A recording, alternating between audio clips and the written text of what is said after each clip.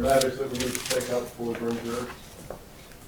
The only thing I was going to say, And I don't think it's right now because I don't believe they're going to call the officer who's going to be doing the videotape, but I do have further, I have had a chance to review the video and have further issues to address the court about at that time. So before we call that witness, I'll be glad to hear from you. Yes, sir. Thank you. Anything to say? not at this time.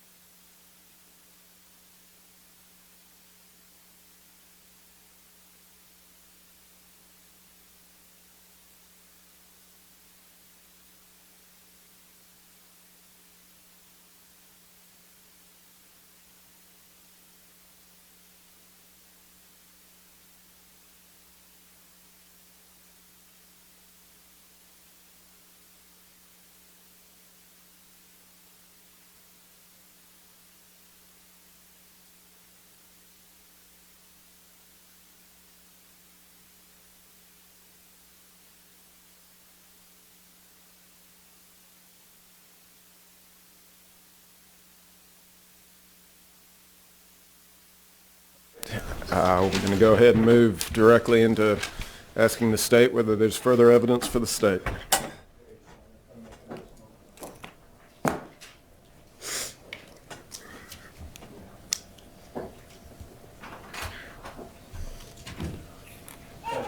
Yes, sir. At this time, the state will call Deputy Mackie to the stand.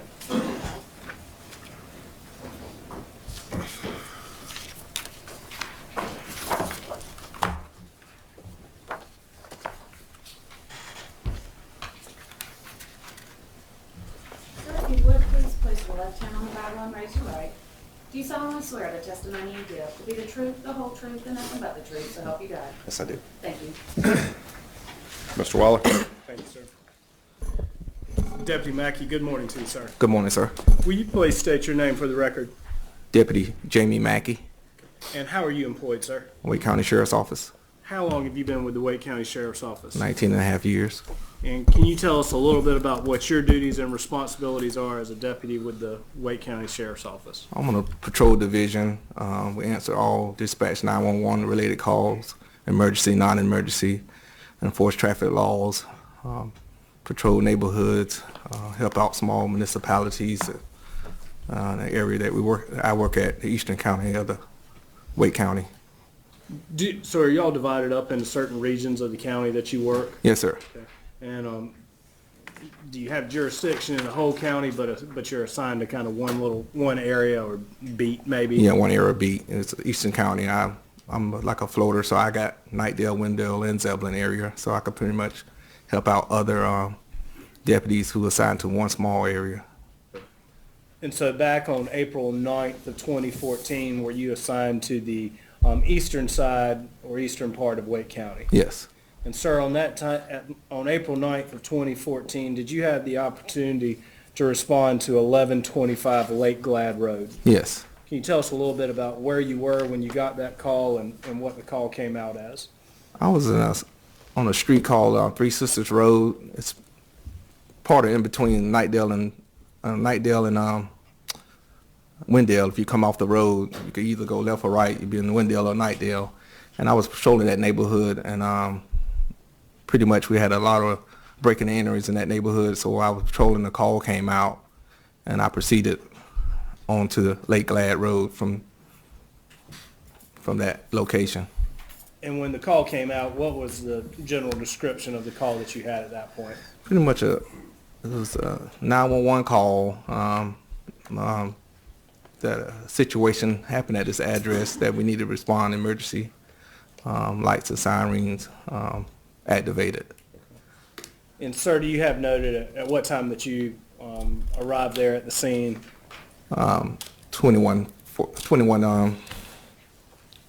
58 hours. Okay. Yeah, I think you got 2,200 hours. Yeah, I'm sorry. indicated. Yeah, I'm That's sorry. the Yes, time Miss frame. Time. That's fine. That's fine.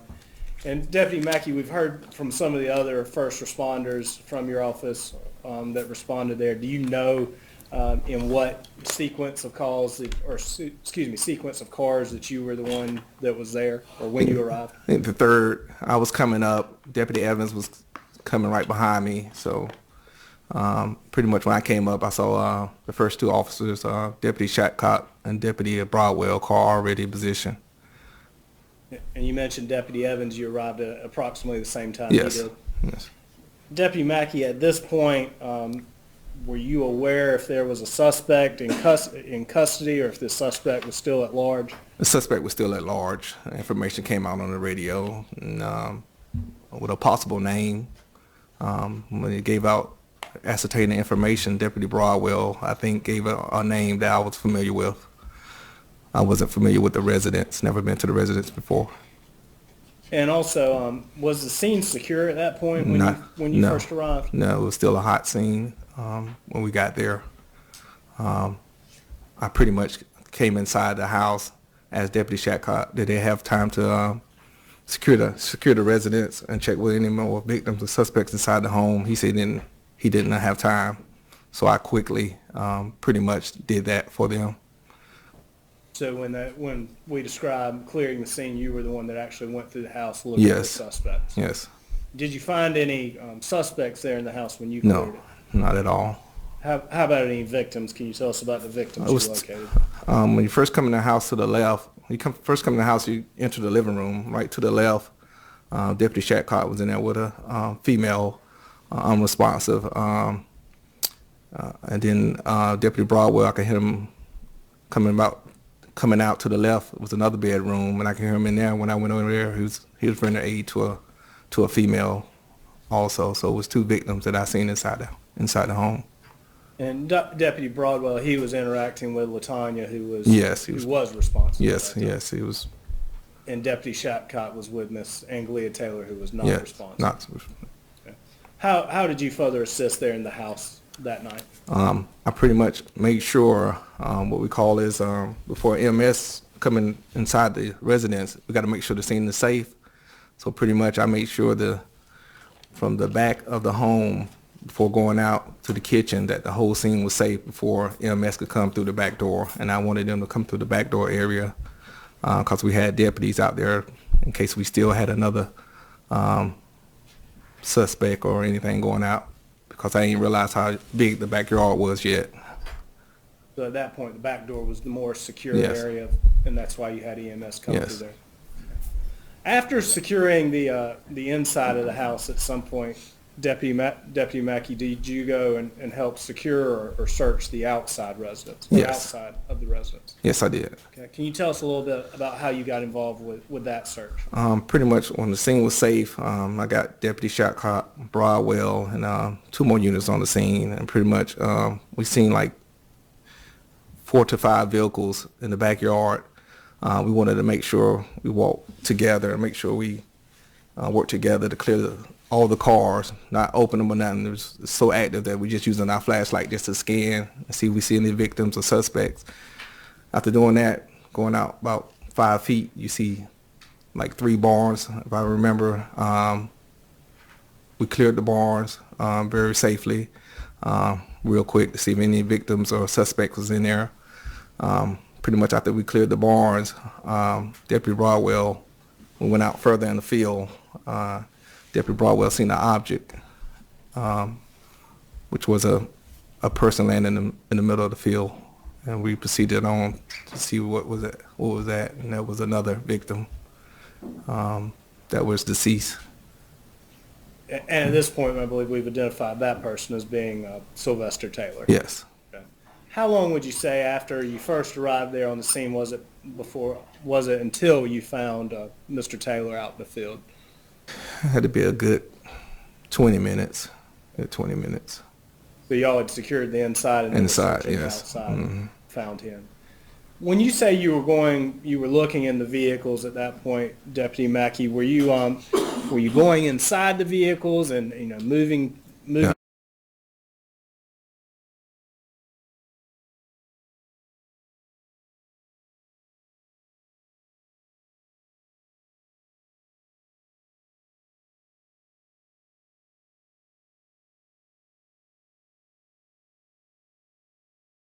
Seats or anything, or were you just looking in them? We just looking at them. It's still an active scene. Like I said, we still, heard one name that I was familiar with, but our job is to make sure that there's no more suspects, no more victims. So we just pretty much scan it to see if we see any bodies or any suspects. That's all. We didn't open up no doors or anything besides the storage building that was outside. And when you were looking in these vehicles, did you see any weapons or firearms in plain view in any way in any of these vehicles? Not at my time or the vehicles I checked. I didn't see. And was one of the vehicles that you looked into a white S10 pickup? Yes. Okay. And so you looked inside of that vehicle? Yes. When you looked inside the white S10, did you see any firearms No. visible? Like I said, I was in the active mode. I didn't see anything.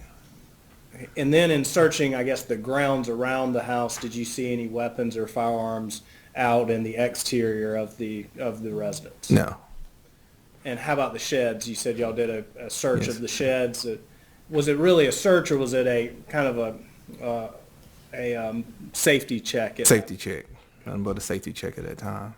But you did look in several sheds at Yes. that point. In looking in those sheds, Deputy Mackie, did you see any weapons or firearms in plain view when you looked in No, those sheds? not in plain view. And then when y'all discovered Mr. Taylor's body, did there appear to be any weapons around him? No. Approximately how far was Sylvester Taylor located from that white Chevy pickup, if you recall? My notes, I got 30 to 40 yards. Like you said, it was like a farm property. It looked like the land was plowed. And from the vehicles to the car, at least about 30 yards out that I estimated. May I approach the witness, Your Honor? Yes, sir.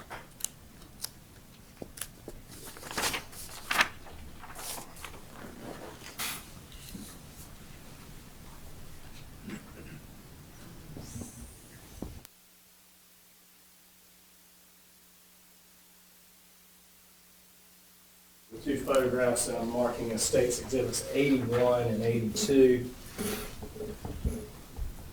If you'll take a look at State's Exhibit 81 and tell me if you recognize what that photograph depicts. It's a white pickup truck, and it's a white pickup truck that I'm familiar with, that I came in contact with.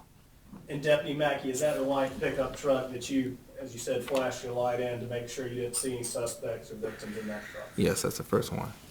And in State's Exhibit number 82, can you describe what that photograph depicts, sir?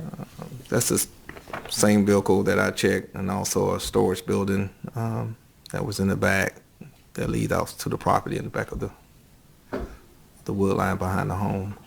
And in the background, I know it's kind of hard to see, but do you see some, appears to be red evidence flags in the background there, sir? That's the third victim that we located in the back area of the home. So those red flags are where Mr. Yes. Taylor would have been? Yes. And do these photographs fairly and accurately represent the scene as you saw it there that night? Yes.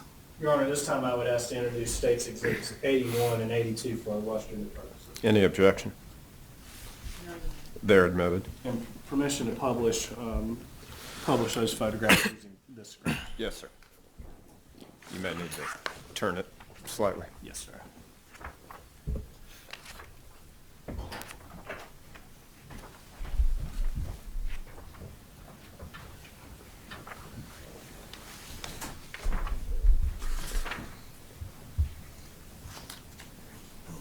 And permission for Deputy Mackie to stand there. Yes.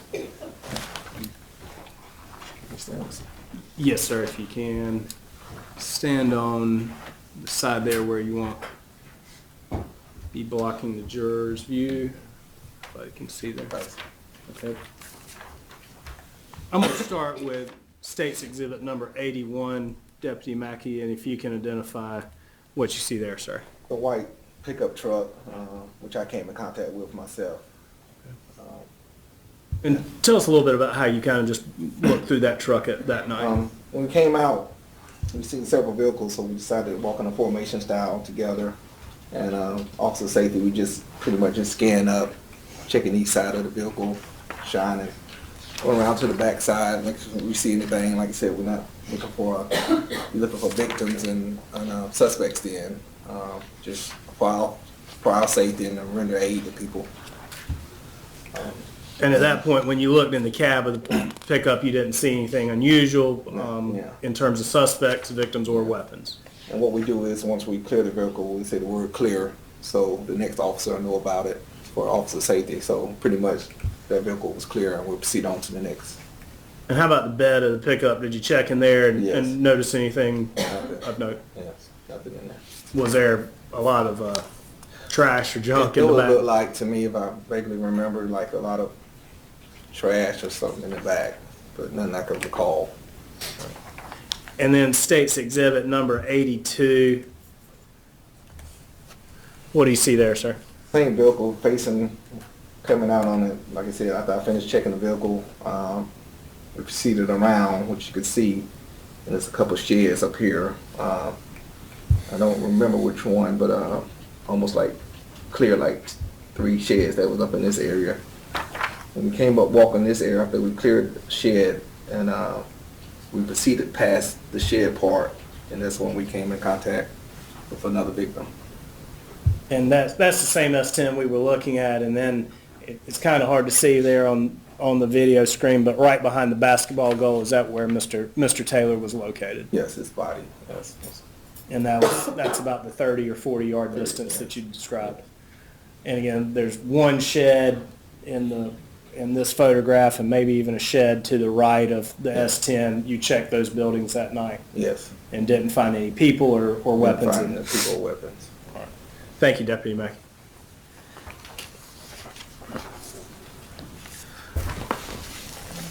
Now, you've mentioned a couple times that you did recognize the name of the suspect in this case. Is that right, sir? Yes. And what was the name of the suspect that you recognized? I think Nathaniel Holden. And is that the defendant here in the courtroom? Yes. And had you had some, I guess, brief interaction with with the defendant? Yes. Okay. Can you tell us a little bit about that? I patrolled the area for 19 and a half years, so I know pretty much the whole area, people, from the stores and everybody by name. Our domestic violence officer had I think he had a violation that day that he had to help Miss LaTanya meet her somewhere in the area over there, which I helped Deputy Seda. Met him somewhere to go to this residence to see about a child that didn't want to return back home. So you were one of the deputies that helped assist with some of the child Yes. Custody issues in which the children were going back and forth Yes, between and the houses. this was our domestic violence officer that assigned to our patrol division. And you assisted him. Yes. And those assistants, or the times you assisted him, that was just to transfer the kids back and forth. During that time, but we didn't make contact with, nobody didn't answer the door. So I think Deputy Seda spoke to Miss LaTanya and told her some other options. So you weren't able to assist with the transfer No, that day. no. And LaTanya was looking for one of her children with the defendant. Yes. Now, after you searched the premises there that night at 1125 Lake Glad, did you have some other responsibilities that night in regards to this case, Deputy Mackie? Yes, pretty much. Helped secure the crime scene inside. When the investigators came in, Deputy Shapcott and I laid some. We got yellow flags that we use for evidence, and in evidence we see, we'll lay a flag down right beside of it, and let our investigators know what we came across. And what were some specific items of evidence that you laid the yellow flags down beside that night, if you recall? I believe mine was shell casing. I don't remember how many, but mine was shell casing. So if you saw some shell casings there on the premises, you would have laid the yellow Yes. flags down? Yes. And I think we've seen some photographs before Okay. where there's some yellow flags. Yeah. In those photographs, you and Deputy Shapcott would Shapcott. put those down. Yes, sir. All right, any other responsibilities there at 1125 Lake Glad? Pretty much then I was told to clear and head somewhere else. All right, where did you head at that point, Deputy I Mackey? head to an address. I was told by supervisors to head to 6800 Nightdale Eagle Rock Road. Whose address is that? A subject named Carl Edward Staten. And for what purpose did you go there to Mr. Staten's house? A possible vehicle of interest that I was told just to come over there and stand by and to speak with Mr. Staten after supervisors spoke with him. And Mr. Staten, did you in fact have a conversation there with him that night? Yeah. Okay, and was he Yes. lively man that night Yes. as well? Yes, he was. Okay. And you don't have to tell me everything you said, but did he help identify whose truck there was there? Yes. When I asked him who truck it was, he responded back and told me Little Nate. That was Little Nate truck. And Did he tell you why little Nate had been over there that night? he didn't really understand. He said he was asleep and heard a knock at his door. And he opened it up. He noticed it was Little Nate at the door asking, can he use his phone? And did he let him use his phone? Yes. And after little Nate used his phone, did the truck still remain there at the premises? Yes, the truck still stayed there. Okay. And little Nate left. Yes. Now, Deputy Mackey, the truck in question, can you kind of describe that truck for us? It's a black Chevrolet truck, long cab in the back. They have the word Chevrolet in the front windshield, I think red in color. Like you said, me patrolling that area, I'm familiar with the truck, familiar with the how the truck sound, how it looks and everything, who owns the truck or the operator of the truck. So you yourself knew who the owner or driver of that truck was? Yes. Who was that? Nathaniel Holden. Is that the defendant here in the Yes. courtroom? And you said you recognized the sound that truck made. Could you kind of describe that sound for us? It's a loud muffled sound, like got special mufflers on it. I mean, you'll know when he's coming or leaving. It's the sound of it. Pretty distinct, loud sound. Yes. Did you look inside that truck that night, Deputy Mackey? I did, Supervisor already. I did look inside the truck myself also. Did you see anything inside the truck? No, I didn't notice at that time. Pretty much just walking around there. I just pretty much was, after I came in contact with the truck, I was told to go speak with Mr. Staten, but I did vaguely look inside the truck. That's And, for shining the flashlight. When you looked inside that truck, did you see any weapons or anything like that? No, Any people inside that truck? no. All right. After your responsibilities there with Mr. Staten in the truck, did you have any other duties in regards to this case that night, sir? No more. Just to stand by to it with that truck and that location. All right. Thank you, Deputy Mackey. I don't have any further questions. Okay. Cross-examination. Yes, Your Honor, just a few questions. Hi, Deputy Hey, Mackey. good morning. How you doing? Good morning. So you said that when you were at the Lake Glad residence, you spent some time looking in the vehicles that were parked nearby the residence, is that Yes, right? yes. And that was for purposes of clearing them, to make sure Yes. that there was no one in there who would pose a safety risk, Yes, is that ma'am. right? And I had several vehicles out there, but that one vehicle that was shown, that white vehicle, is the one I remember. How many vehicles were there? I think it's three. There was Three. also a Nissan Maxima, is that right? I couldn't Okay. recall that. It was Okay. several vehicles out there. A few different more, ones. More than three. Okay. More than three vehicles out there. And you shined your flashlight in the windows, you said? Yes, and windows. Were the Yeah. vehicles locked? I won't looking at that. I'm just Okay. officer safety scene. I see. Yeah. All right, so you didn't attempt to No, open nothing them? at all. Just officer, yeah. And when you also talked about clearing the sheds Yes. on the property, were those locked? No, that was open. The one Okay. I had was open. Pretty much all of them was open. So you would open the door and Yes. shine your light Yes. around Yes. for purposes of making sure that no people yes, were inside? No people was inside. All right, okay. That's all, thanks. Okay. Anything further? No, Your Honor, All thank right, you. thank you, sir. You may step down.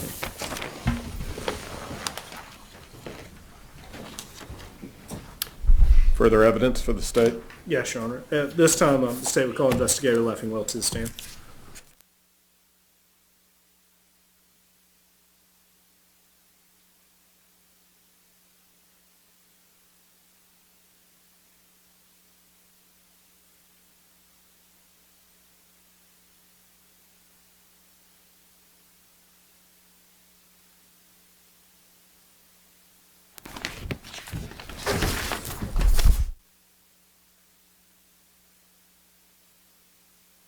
Raise your right. Do you solemnly swear the testimony you give to be the truth, the whole truth, and nothing but the truth, so help you God? I do. Thank you.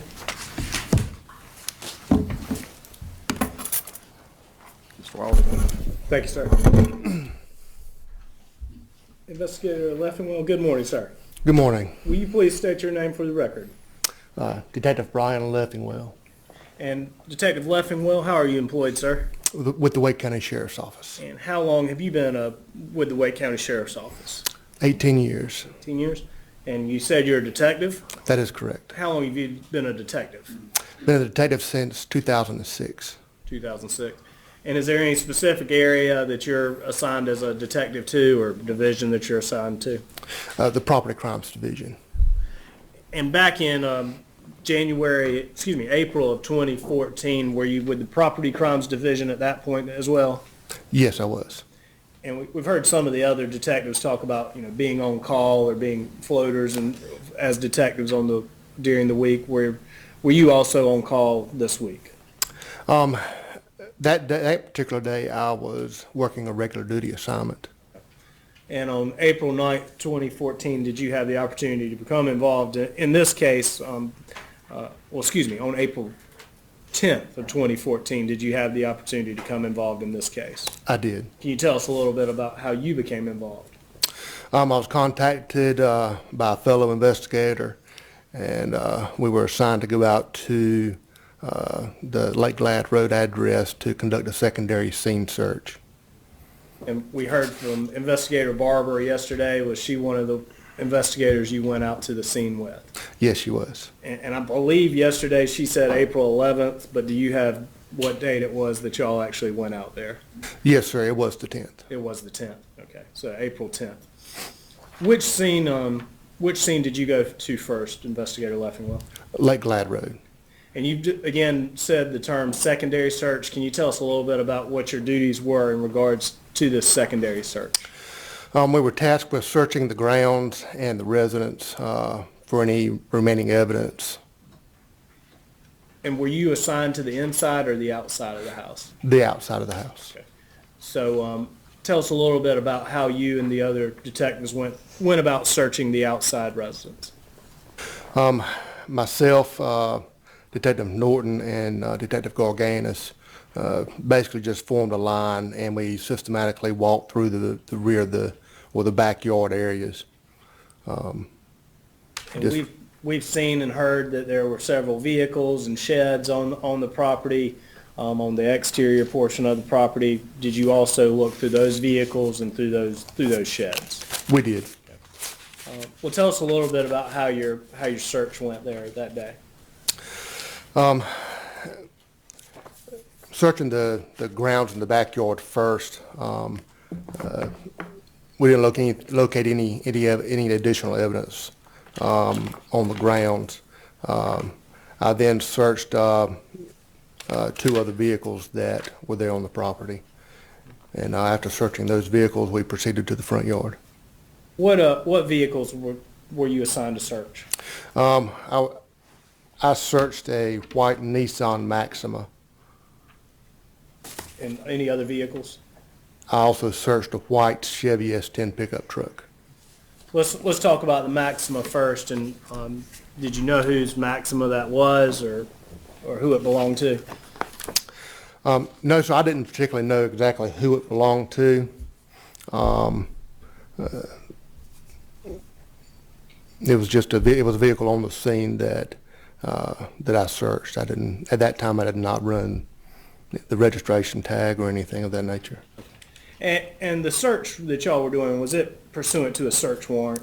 Yes, sir. And did that search warrant give you the authority to search both the inside of the house and then any vehicles on the premises, regardless of who they belong to? That is correct.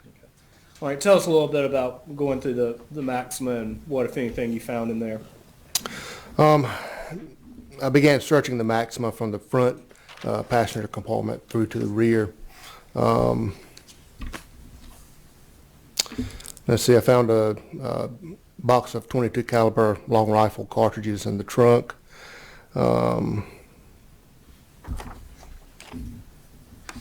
Let's see, the box did contain 50 live rounds of ammunition. And that was the only thing that of interest that was inside of the vehicle. And did you actually collect that ammunition? No, sir. I'd made contact with Captain Eichert, who instructed me to document the location and just to leave it in place. Now, you mentioned that was ammunition. Is Correct. that right? In going through that Maxima, sir, did you find any actual firearms?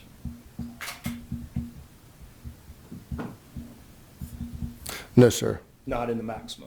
No, sir. Okay. So no guns in the Maxima. There were some bullets, but Yes, sir. no guns themselves. Is that right? That is correct. Now, after searching the Maxima, did you, I believe you said you searched the S10 pickup? That is correct. And if I may pull a picture of that pickup up on the screen again.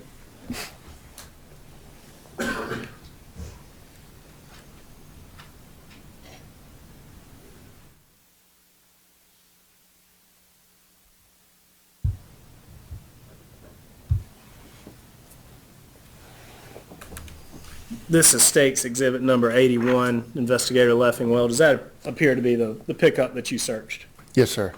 And this photograph is taken at night, and what time did your search take place? My search, we started the search there at Lake Glad Road at about 10 minutes after 8 that morning. 8:10 a.m.? That is correct. So other than it being daylight out at that point, does this picture fairly and accurately depict where that pickup would have been the morning you searched it on April 10th? Yes, sir. All right, tell us a little bit about how your search of this truck went. Again, starting from the front passenger area and working my way back.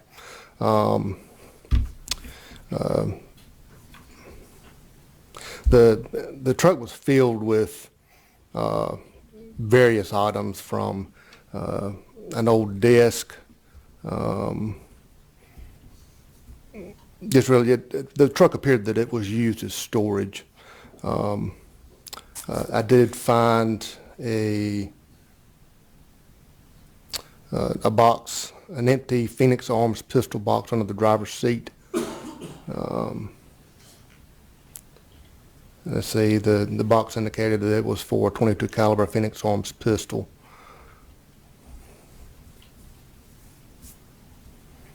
In the driver's door, I found a 50-round box of .22 caliber long rifle cartridges, and it contained 20 live rounds. I also found a pill bottle in the driver's door pocket containing 120 live rounds of ammunition that appeared to be .22 caliber. In the center console, let's see, I located 3 live rounds of 12 gauge shotgun shells. The shells appeared to be number 6 birdshot. Let me interrupt you right there. You mentioned that you found an empty Phoenix Arm pistol box under the driver's seat. That is correct. So there was a box but no gun inside the box. That is correct. And are you familiar with what kind of gun a .22 caliber Phoenix Arms pistol is? Could you describe that if you know? I'm not familiar with that firearm. Okay. But that would be a handgun or a pistol, That is correct. but the box was empty. Correct. And the other items you described up until this point were all ammunition or bullets, That is correct. no firearms. Correct. Okay. Now, did you continue to search the S10? I did.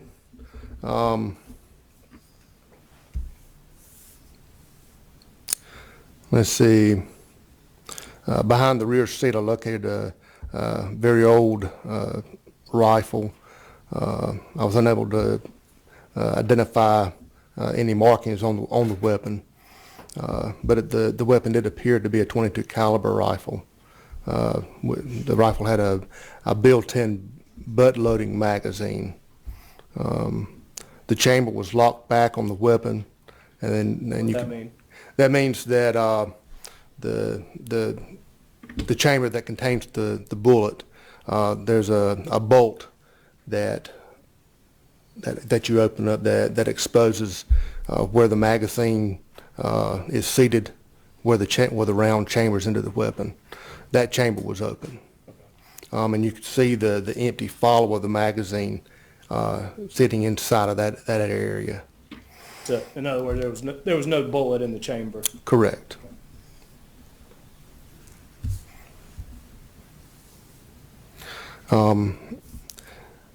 Let's see, the barrel and the chamber itself appeared to be very rusty, and which indicated to me that the weapon has not been used in some time. As unknown if the weapon would even be operable. So based on the condition that you saw that rifle in, you couldn't even tell if it worked. Correct. Did you take the item into evidence, or that rifle into evidence? No, sir. I documented the location, the condition, and left it in place. If I may approach the witness, Your Honor. Yes, sir. Now, you said you found this rifle, and stand as well, sir. You said you found this rifle in the back seat compartment of this S10, is that right? That is correct. And if you can just stand up here, and I know this isn't an interior photograph of the vehicle, but when you say that the rear passenger seat, are you referring to this compartment here? Yes, sir. And when you say it was behind the rear passenger seat, did you actually have to, push a button or something to make the seat fold forward? Yes, sir. You had to lean the seat forward to be able to have access to that weapon. So essentially, you found the rifle in this area underneath the back windshield, That is correct. behind the seat. Correct. Okay. And did it appear that gun had been there for quite some time? Yes, sir.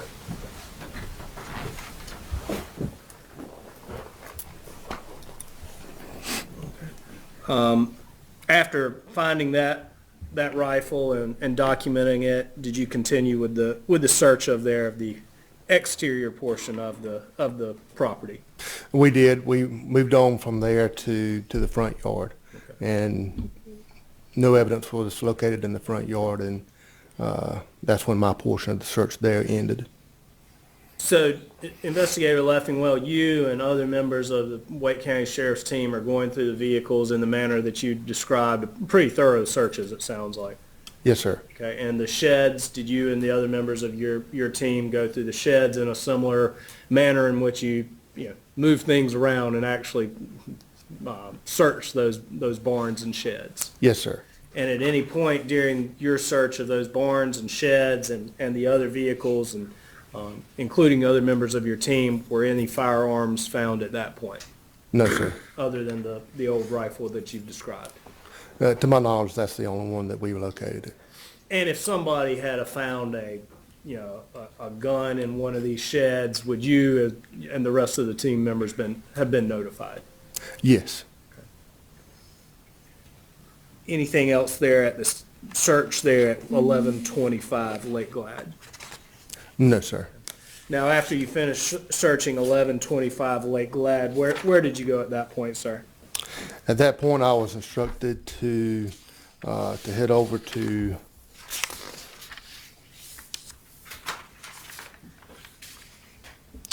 to 3536 Holden Acres Lane. And to start with, did you actually search a field Yes, sir. There was a field that was behind where the house was, where the suspect was apprehended. Myself, Detective Barber, and Detective Gargano searched that field, and in the pretty much the same fashion as we searched the grounds there at Lake Glad. We just formed a line and systematically searched the field. Any evidentiary items taken into or seized at that point? No, sir. And what time did y'all get to Holden Acres? Do you have that noted?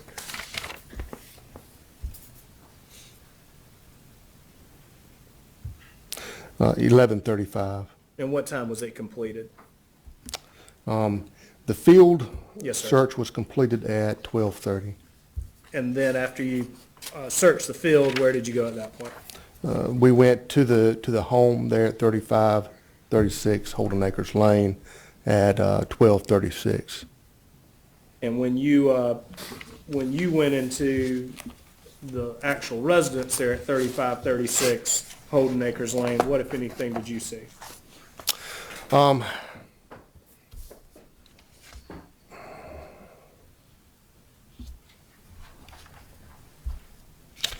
It's just a one-story home with, I believe,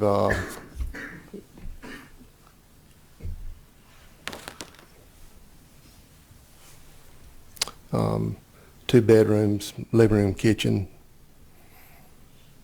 And Investigator Barber yesterday outlined a few items that were seized from that home, the gun cleaning kit and the holster, and she also told about some, bills and photographs that were taken for identification purposes. Were you present when those things were collected? Yes, sir. And other than those items, were any weapons or any other evidentiary items seized at that point to your knowledge? No. She mentioned the money, and we saw a photograph of the money. Did you see that? Yes. All right. Thank you, Investigator Leffingwell. I don't have any further questions at this time. Cross-examination.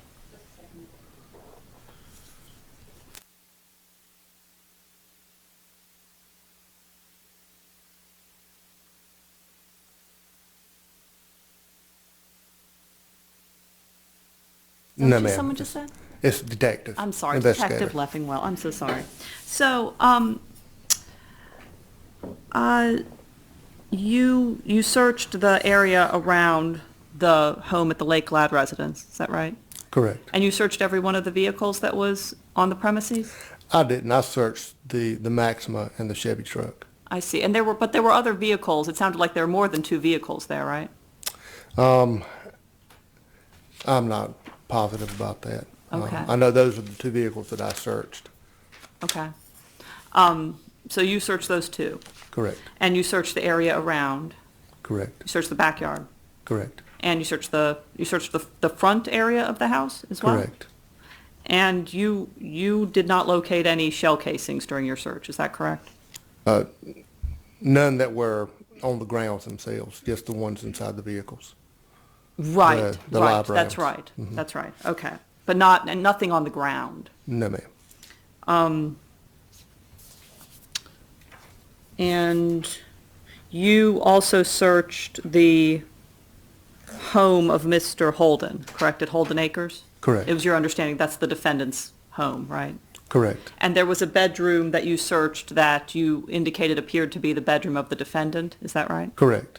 And Mr. Waller just talked to you about some of the items that were located there. In addition to those, you also found a couple of notebooks and in the bedside table. Does that Yeah. sound familiar? Yeah, I know that amongst the search that those items were located. Okay, and they were in the little table beside the bed in that master bedroom. Is that right? To the best of my memory, yes, ma'am. Okay, that's all. Thank you. Anything further? No, sir. Thank you, sir. You may step down.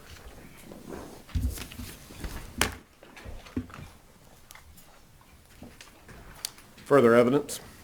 State will call Deputy Stell, Wake County Sheriff's Department. What number we on? 83.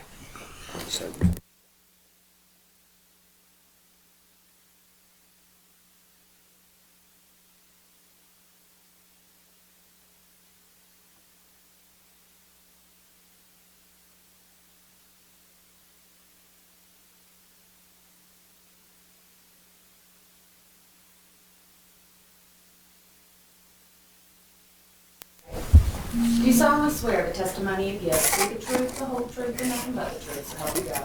Yes, ma'am, I do. Thank you. Mr. Lively? Thank you, Your Honor. Good morning, sir. If you would, please introduce yourself to the jury, and if you'll tell us how you're employed. I'm Deputy Stell of the Lake County Sheriff's Department and And, signed the Patrol Division. I'm sorry? Signed the Patrol Division. Yes, sir. And how long have you been employed with the Lake County Sheriff's Department? 15 years this year. Okay. You spent all that time with the Patrol Division? Right at 14 years. on All patrol. right, great. Now, Deputy Stell, you heard Deputies Mackie and Deputy Leffenwell testify already. Are you assigned to a particular segment of the county, Yes, sir. At that time, I was assigned north side of the county, north side of the county? which is basically Lewisburg Road back towards 70. Okay, Lewisburg Road to 70. So would that encompass Rollsville Yes, and sir. Wendell and Knightdale and all that area? It would actually encompass Roseville, Wake Forest, and parts of Raleigh about back out toward Briar Creek. Yes, sir. Okay, I see. Right, so you're the north section, and Yes. Wendell would have been in the east section? That's correct, sir. Okay. Well, did you have, first of all, were you on duty and duly sworn as a patrol officer on April 10th of 2014? Yes, sir. And were you working overnight on that early Thursday morning? Yes, sir. Did you have cause to respond to 3536 Holden Acres Drive? At the time that call went down on Lake Glad, other deputies, we kind of moved toward the east side just to assist with calls.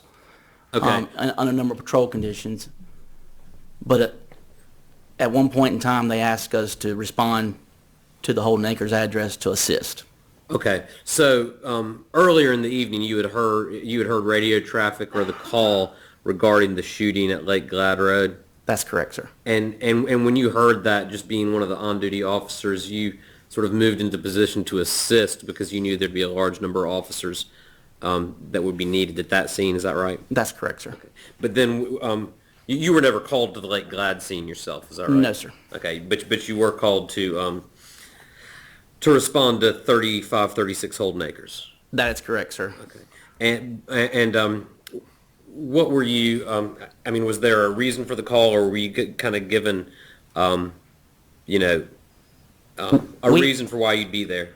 We had, I guess, special team officers, like SRT was actually on scene type deal, and they were just requesting officers to come help with a perimeter. I see. Can you explain to the jury what what the SRT team is?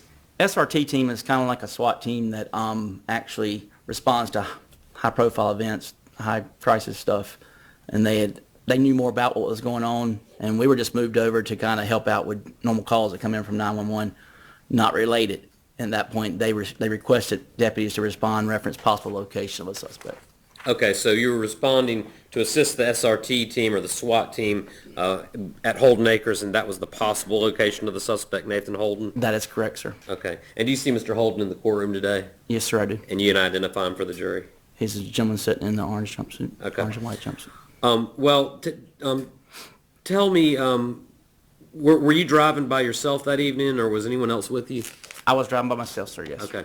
And upon your arrival at Holden Acres, what orders or instructions did you receive about what to do? Once on scene, the actual lieutenant of the SRT requested us just to cover the backside of the residence just for perimeter issues while they were searching all the area and property. Okay, so so you were essentially just set up around the perimeter while they were actually searching the residence, and you just heard you've heard previous testimony about the search at Holden Acres. Is that right? That's correct, sir. Well, are you aware if the suspect was located, within the residence that was searched? He was not located in the residence that was searched, and at the point we were breaking down the actual scene, we were kind of told we could start getting ready to clear. All right. Oh, so you were told getting ready to clear, and y'all were going to, I guess, leave Holden Acres at that point? That is correct, sir. Okay. Before we go any further, can you kind of describe for the jury what what the property was like, or the layout? The property had several structures around a main structure that they were concentrating on. I didn't really, at the time, I did not know really what they were looking at because we were just perimeter units. We got deployed out before everybody kind of got on scene as far as per what the lieutenant asked us to do. Sure, but I mean, was this residence like part of a subdivision or a neighborhood or? No, sir, what it was surrounded down by? a long path with a field and had several little structures, and I think there was actually a home in front and then several other structures and the actual residence that supposed suspect lived in. And you said there was a field on the property as well? Yes, sir. As you were going down the property from the road, it was to the right. There was a kind of a large field. All right. And what was surrounding that field? There was trees. There was, I believe, to my knowledge, there was a small trailer, I think, at the beginning of by the road that you had to kind of drive around the edge of the field to get back to these properties. And was the field sort of surrounded by woods? Yes, sir. All right. As you were being told to clear the scene, were any other efforts made to locate a potential suspect on the property? Yeah, once we were told we were clear there wasn't no one in the residence, we all started back to our cars, putting our weapons away. Once I got to my car, Lieutenant of the SRT unit requested several SRT guys and a canine just do a cursory search around the outer edge of the property just to make sure no one was down in the woods or anything like that. Once they started around the property, they encountered a subject in the wood line that basically jumped up and either started firing. Actually, I was back at my car. I heard firearms going off. Okay. At that point, shots were being fired. We, at that point, tried to regroup, figuring out where everything was going from, and myself and another officer started to the wood line where the shots were being fired at, and we were called off by the sheriff. All right. Then shortly after that, one gentleman on radio came out that someone was running, so we returned to our cars and got in our cars and tried to go set perimeter up, knowing we had a canine on scene. Okay. And so you heard the shots fired, and again, this is in the early morning hours, is that correct? That's correct, sir. Before sunrise? Yes, sir. Lighting in the area, was it pretty dark out there? Yes, sir. But when you hear the gunshot, you actually start moving in that direction and then go and get in your car and go to where the gunshots are coming from? That's originally started. We made an attempt, once we heard gunfire and kind of figured out what was going on, another deputy was beside me. We drew our handguns and actually proceeded toward the direction we were called off, reference possible getting a crossfire. I see. Okay. Well, at some point shortly after that, were you aware that someone, I guess, had been apprehended, or that the defendant had been located? Yes, sir. Once the gunfire we were called off, we elected to go back to our cars and try to get out on the highway and get this field kind of boxed in. Mm-hmm. Once I got to the highway with my car, radio traffic said that they were struggling with a gentleman at the wood line. So I did a U-turn with my car, come back up the same driveway. Instead of following around the field, I went across the field toward where I saw cars were at. And at that point, they were struggling with a gentleman. All right. And the gentleman they're struggling with is the defendant, Nathan That's Holden? correct, sir. All right. And were they struggling with him sort of in the wood, right there in the wood line? They were basically just outside the wood line, not in the middle of the field, but several feet from the wood line. Okay. Well, did you go and attempt to assist in any way? Once I got out of the car, SRT guys had the gentleman down. They seemed like they had him under control, and they asked me to retrieve a weapon that was laying near the suspect. Now that the SRT officers, they actually had the defendant physically kind of proned out on the ground, is that correct? That is correct, sir. Okay. And they asked you to take control of a weapon, is that right? That's correct, sir. And where was that weapon located in relation to the defendant? It was to the right side of him, just outside of his hand, probably approximately about a foot from his hand. Okay. You had gloves on when you retrieved the weapon? I had actually my Frisker type gloves because it was cold. That's okay. It was such everything was going on so quick. If I wouldn't have had those on, I wouldn't have had gloves on when I grabbed the weapon. But I had those on prior to breaking the scene down. Sure. Okay. Well, tell me about the weapon that you actually took into evidence. Once I got to the scene, I saw the weapon that they asked me to take. I actually took possession of the weapon, proceeded to the back of my car where my trunk area is at, and secured the weapon. Okay. And when you say secured the weapon, how did you secure it and make it safe? At that point, I dropped the magazine out of it, laid it on the hood or on the trunk lid, and cycled the slide back to actually get the round out of the chamber and locked it back, and then collected all that information right here on my hood. Now, when you say you cycled it back to get the round out of the chamber, can you kind of explain that for the jury? It was a semi-automatic type weapon. Basically, it has a slide that goes back every time a round cycles in. At that point, I dropped the magazine, laid it out, and pulled that slide back, which has a little piece that locks it up. Once I locked it up, made sure that round was on my hood, on the trunk lid, and secured everything there, and then put stuff through to make sure the weapon wouldn't discharge any more bullets. Sure. And I mean, this might sound real elementary, but the magazine can contain several bullets. Yes, sir. They is that can correct? contain anywhere from 6 to 13 rounds, Okay. if not more. And then, you know, what does it mean to have a bullet in the chamber? Is that part of the magazine as well? No, sir. The actual chamber is the barrel part of it. Once you slide a magazine in that's got ammunition in it, when it's cycled, it runs a bullet into the barrel area, slides back, and the gun is actually ready to fire. Okay, so if a bullet were in the chamber, that would mean that it was ready to be fired. That's correct, sir. Okay.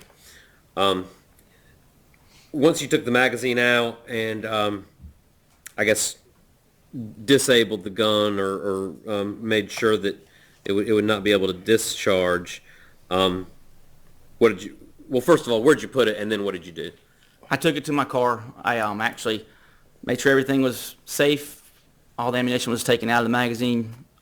The magazine was laid there. The actual weapon was cycled to the rear. I actually run zip ties through everything just to make sure it can't actually be put back together quickly. And then at that point, I put them into separate individual evidence-type bags. Yes, sir. And after putting them into the evidence bags, you have to fill those out for record-keeping purposes and chain of custody issues. That's correct, And sir. then you actually took it to the to an evidence room that the Wake County Sheriff's Office maintains? No, sir, I did not at that point. I maintained the weapon from the point I took the weapon. Everyone else was handling the suspect. I stayed with the weapon. An ID, CCBI responded, which is ID 32 was the one. At the scene, I signed everything over and turned the weapon over to ID. Okay. Now, did you speak to another deputy out there at the scene about maybe the firearm being touched? Yes, sir. One of the SRT members had gloves on, and actually a lot of times they keep their trigger finger part cut off so they can actually feel the trigger better. He came to me while I was filling all the stuff out and said that he is the one who actually slid the weapon away from the hand of the suspect, and his finger could have came in contact with the weapon. And that might be significant for testing later. That's correct, sir. All right. So you made note of that. Yes, sir. Your Honor, I have what's marked State's Exhibit 83, 83A, and 84, and I'd ask to approach. Yes, sir.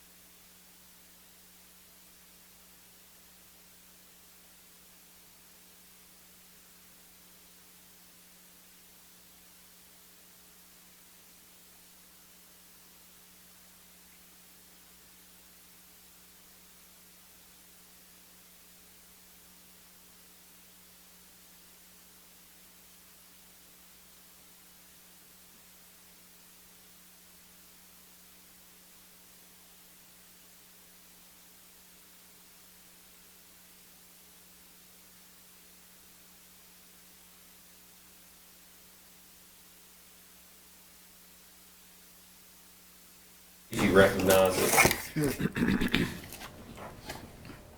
Yes, sir. This is actually the firearm, and may I add one more thing? Yes, sir. Just want to show the, well, don't show it to him well, yet. not just that it's secure with zip ties, so it's unusable. Okay, right. So That's what my main thing was. So you're telling us right now that first of all you've examined the item in the box in State's Exhibit 83, and not operational at this time, has been secured with zip ties? That is correct, sir. Okay, and the magazine is out and there are no rounds? That is correct. It's disabled, proper protocol. All right, and then, again, if you can just identify for us what this item is. This is the firearm that I took from within a foot of the gentleman's hands, and the one I secured at the back of my car. All right, great. And does it appear to be in the same condition as it was after you disabled it and zip tied it that evening? That is correct, sir. All right. And then State's Exhibit 83A, can you tell us what that is?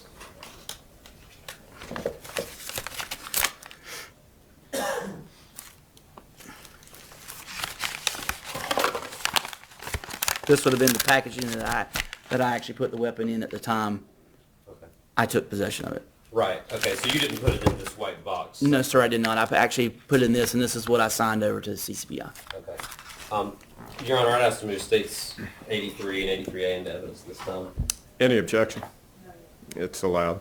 And I'm also handing you States Exhibit 84. Can you take a look at the contents of that package and tell us if you recognize what's in there?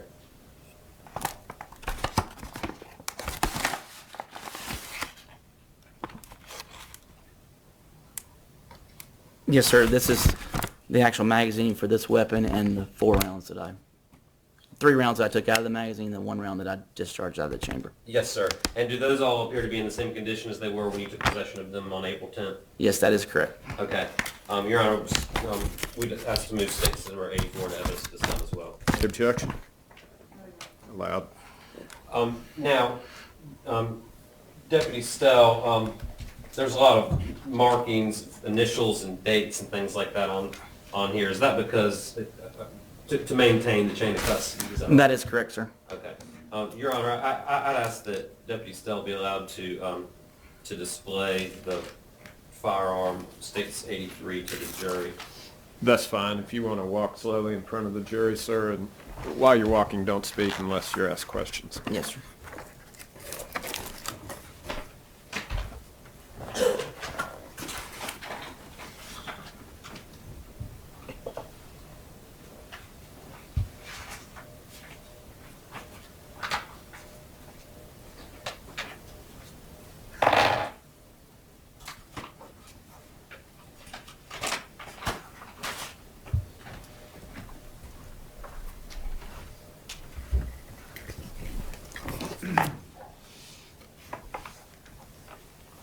And Deputy Stell, this is States 84. You say that you pulled 3 bullets out of this magazine, is that correct? That is correct, sir. Okay, and then there was 1 that was actually cycled through. If you could hold the gun up again and show the jury where the chamber would be. On the weapon, the chamber is actually the area where the zip tie goes through, which is where the actual magazine would let a bullet actually feed into this barrel area to be fired.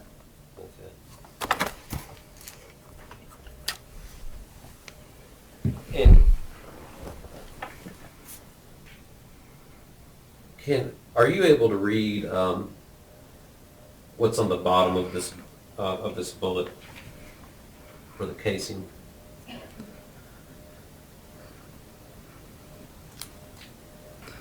WIN, which would stand for Winchester.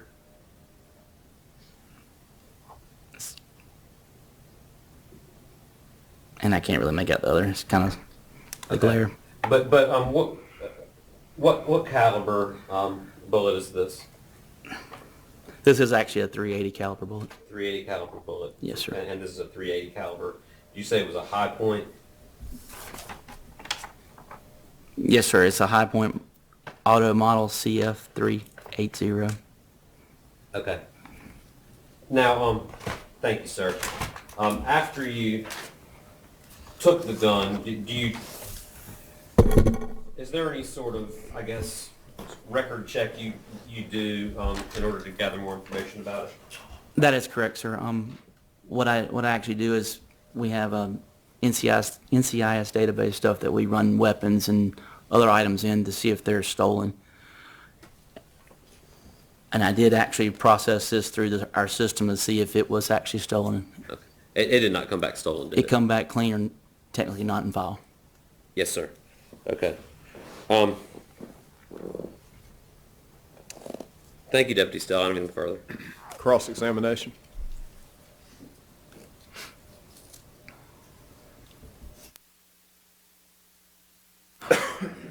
The search you ran on the gun, Deputy Stahl, does that tell you who the owner of the gun is? No, sir. No, correction, no, ma'am. When I run the weapon, either comes back, if it's some kind of hit on the gun where it's stolen, then it gives me a bunch of information. But the way when it actually ran, it come back as that the weapon was never entered in anything and it has never been reported stolen. I see. So it doesn't But tell no you. name information come back. Okay. That's all. Thank you. Anything further? No, sir. Thank you, sir. You may step down.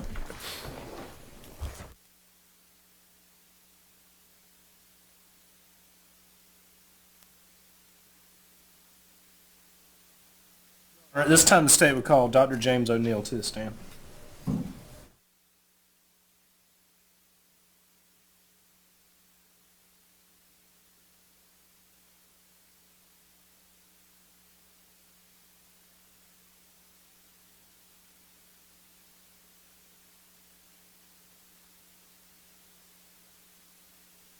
And place your left hand on the Bible and raise your right.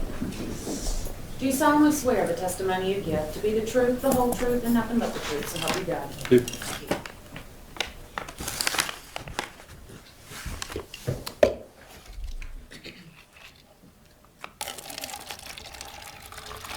Mr. Waller? Thank you, sir. Dr. O'Neill, good morning to you, sir. Good morning. Thank you for being here, and can you please introduce yourself to the court? My name is James O'Neill. I'm a ear, nose, and throat surgeon at Wake Med Hospital. And Dr. O'Neill, how long have you been there at Wake Med I've been Hospital? approximately 4 years. And prior to going to Wake Med, were you employed at any other hospitals after finishing residency? No, this is my first job out of residency. And when you say you're employed as an ear, nose, and throat physician, can you tell us a little bit about what parts of the body you work on? Sure, it's the ear, nose, and throat. Pretty much anything above the collarbone. Okay, so that's your area of expertise? Yes, sir. And would that include working on surgical repairs to the mouth and jaw area? And It pretty much includes anything not the brain and sometimes a little bit of the brain too. And Dr. O'Neill, can you tell us a little bit about your training and experience that you went through to become a physician and then also to go into this specialty? Absolutely. I went to college for 4 years. Did that at the University of Alabama. And next I did 4 years of medical school also at the University of Alabama School of Medicine. Did a 5-year residency at Bowman Gray, Wake Forest Medical Center in Winston-Salem. So 13 years. And after finishing that residency program, is that when you then went to Wake Med? It is, correct.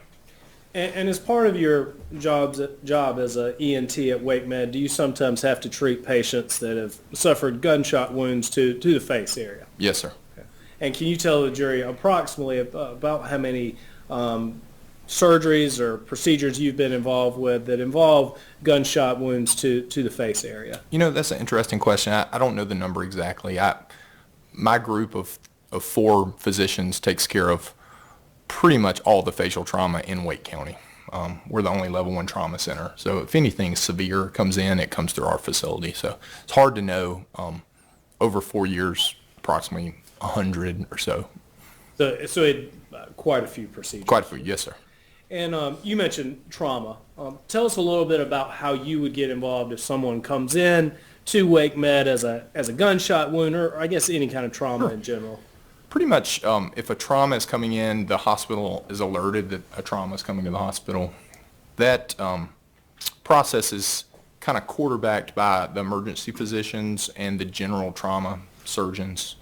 Once they do an initial survey on the patient, they kind of find out what their injuries are. If those involve the head and neck, then we're usually involved. And Dr. Lilly was our trauma surgeon that we spoke with yesterday. She said she was actually at the hospital and physically present when this trauma came in. Were you physically present at the hospital when LaTanya Allen was brought in? When she first came in, one of my residents saw her. I saw her shortly after, maybe an hour afterwards. So you had to be alerted from your home or somewhere else to I come do. in? I'm also on faculty at University of North Carolina. We train ear, nose, and throat residents like myself. So there's always a resident kind of in front of us taking call at the hospital. I take call from home, so I usually get called, and if I'm needed, I come in. So you were able to arrive to help treat her with around an hour later? That approximately. I was reading through my notes. I think it was about that time. Your Honor, at this time, I would ask to tender Dr. James O'Neill in the area of ear, nose, and throat. No objection. His testimony will be received as proffered. To tender him as an expert, I should say. I apologize. Yes. Thank you. All right. Now, Dr. O'Neill, I've mentioned LaTanya Allen. Was she a patient that you came into contact with on April 10th of 2014? Yes, sir. Okay. Can you tell the members of the jury a little bit about how you came into contact with LaTanya? My resident contacted me about the patient. We usually have a conversation over the telephone of what was going on. I was told that she had been shot multiple times with a firearm, and that an emergency breathing tube was placed into her throat at that time. I was also told that she had injuries to her maxilla, which is the kind of the bone of the upper face, as well as some injuries in the back of her mouth and her lip.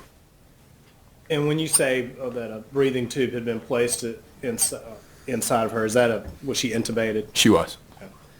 Based on here, and you said a maxilla, Yes, sir. and that she had fractures to that area? She did. The maxilla is kind of the mid portion of the face, the mandibles, the jawbone, so those come together to kind of form your bite. Her injuries were in her maxilla area, the upper jaw. Based on hearing that, just that information in and of itself about the injuries to their face, is that an emergent surgery that needed to be taken care of right away? Within 24 hours, absolutely. Once her airway is kind of established, it's not quite as emergent that it has to be handled immediately. She had some other injuries that required more emergent procedures. And that's where I was going with that. Were you aware of the other injuries? I was aware. I was not actively taking care of those injuries, but I was aware. Okay. So upon hearing the condition LaTanya was in, it sounds like you did come on into the hospital, though. Yes. Okay. And when you got there, what was the condition of LaTanya at that point? It was 3 years ago. A lot of this is from reading my notes, but she had a breathing tube in place. She had some chest tubes and other things that were coming from her chest and abdomen. Again, not my specialty. She had a lot of blood around her mouth and in the back of her throat. It was a little hard to assess where all the injuries were in that situation because there was kind of a lot of people going around, and she also had a lot of blood around her mouth. So was it active bleeding around her mouth? It was not actively. It had been actively bleeding in the recent past. There was blood around, but it wasn't. She wasn't actively exsanguinating or bleeding. So did you consult with Dr. Lilly and Dr. Bolton about how you were going to proceed in treating her injuries? Indirectly through my resident, I did. And did y'all kind of come up with a plan for how to treat Miss LaTanya's most serious injuries, I guess, first? Correct. All right. What was the general plan or procedure that y'all were going to follow? The general plan was going to be that her abdominal and thoracic injuries would be handled first, and then in the subsequent days, which ended up being the next day, I would take care of her facial injuries. So at this point, the decision was made that the internal injuries to her chest and abdomen and heart were the more serious and emergent injuries at that point. Correct. That's not always the case, but in this case it was. And to your knowledge, were those injuries taken care of and repaired the the morning of April 10th of 2014? To my knowledge, and the fact that I have seen her in follow-up care since then, yes. When did you actually begin your procedure to repair the facial injuries? It was the next day on the 11th. On April 11th. Yes. Okay, and approximately what time did you get involved with treating her? I don't know. Do you know if it was in the morning or afternoon? Do you know what day of the week that was? That would have been on a Thursday, I believe. It was most likely in the afternoon. Okay. I don't know that for sure. Was it in that time period, though, that you felt that this was an injury that needed to be taken care of in a reasonable amount of time, but also allowing for the other injuries to be taken care of first? The bite is a pretty complex thing. If your bite gets off and it heals abnormally, then you can have problems eating the rest of your life. So it is important that before the bone starts to heal, that you get it back into correct position. Also, she just needed a survey of the back of her throat. We knew there was injuries back there, but we didn't know exactly what, and so she needed a survey of that. And when LaTanya came to you on April 11th, was she in fairly stable condition based on the repairs that Dr. Lilly and Dr. Bolton had done? Based on my memory, yes. I didn't have anything in my notes or anything about her being unstable. All right, Dr. O'Neill, if you can kind of walk us through the procedures that you performed on LaTanya to repair her facial injuries. Absolutely. So when you repair fractures to either the maxilla or the mandible that affects the bite, oftentimes you have to wire the jaw shut to do it. We made a decision on her to simply wire the teeth back together that had been broken. She had a segment of 2 teeth. It was teeth 7 and 8, which is basically your central incisor, your lateral incisor on the right, were broken off in one fragment along with the bone above it. The bone above it's called the alveolar ridge, which is part of the maxilla. It's kind of a difficult spot to get back together. What I did is we basically realigned her bite and then used wires around her good teeth to hold that in position, to kind of splint it back into position. So we used a metal stainless steel wire around her good teeth, teeth 6 and 9, to bring that back together. Also did something called a direct laryngoscopy, where I used instruments to look in the back of her throat. Turns out that she had a pharyngeal injury, or a throat injury, that went through her soft palate and the back of her pharynx, or her oropharynx. Kind of, if you open your mouth and look at the very back, she had a kind of a laceration back there. Her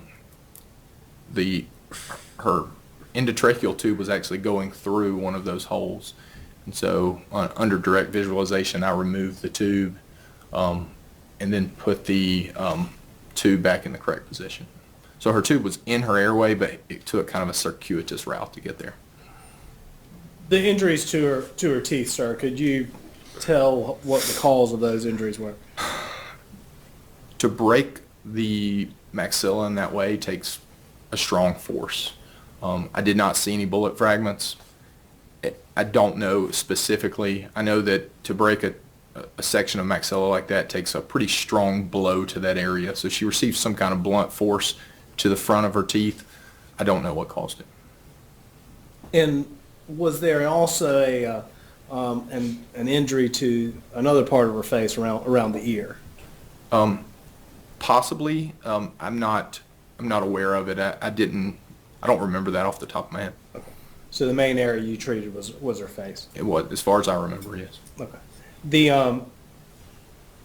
The trajectory of, or the path of this blunt force object, could you tell what direction this object was proceeding? Yeah, it's pretty interesting. Usually a crush injury from blunt force, such as a fist, pushes the bone into the mouth, and hers wasn't. Hers was kind of out. So it was a very interesting vector of injury. It looked like something had hit it in one spot and then kind of ricocheted off. Again, it's just me guessing what it was. I didn't have any kind of evidence or of what specifically it was, but something hit her hard in one spot on her maxilla, enough to break the bone and project 2 teeth kind of out away from the mouth. And then, as you said, it appeared that then it ricocheted a different direction. Yeah, it wasn't found anywhere else. It's possible that that's what caused the pharyngeal injury also, but nothing was found anywhere else to suggest that. So. And there's been testimony that there was both a physical assault with a blunt force object, and also a bullet that would have struck her in this area. Could you tell at that point what object had caused what damage? You know, it's very interesting. I don't know. Either one of those could have caused the injury. Bullets do weird things when they hit people, so they can ricochet out and go different places. It's very possible that it was a projectile injury that caused it. It's also possible that a blunt force object, I don't think a fist could have caused it, but some kind of blunt, kind of narrow object that hit that one spot could have caused it. Did you have to remove any teeth from LaTanya? I didn't. I was able to save her teeth. You were? Okay. So you did, I don't know if a bridge is the right term. Well, it is kind of a bridge. I'm not a dentist, but I deal with teeth a lot when it comes to trauma. It's kind of a traumatic bridge. You know, it's not something you would keep forever, but when I saw her in follow-up, her mandible had healed, her maxilla had healed well, so I was able to remove the wires. Any other injuries that you noted about her face at that time, Dr. O'Neill? No, I remember an injury to her lower lip, kind of a laceration injury.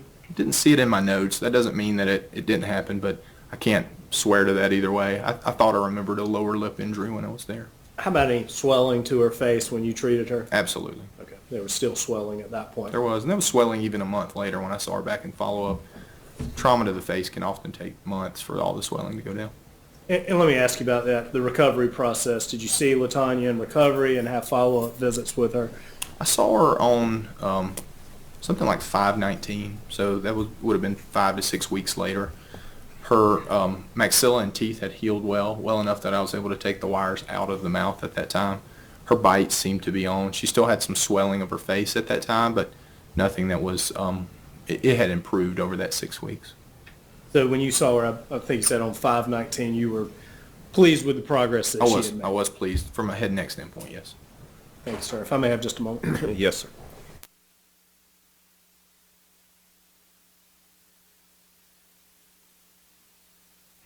Thank you, Your Honor. Thank you, Dr. O'Neill. No further questions.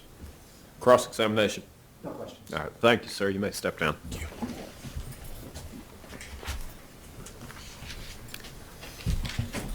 We'll go ahead and break. Is there a matter that we need to take up? All right, so we'll take about a 20-minute break so that we can get a break, but then there's also a matter that counsel needs to discuss with me outside the presence of the jury. So about 20 minutes past 11, if you'll gather in the deliberation room. Please leave your notepads in your chairs, follow all the rules and instructions I've given you previously.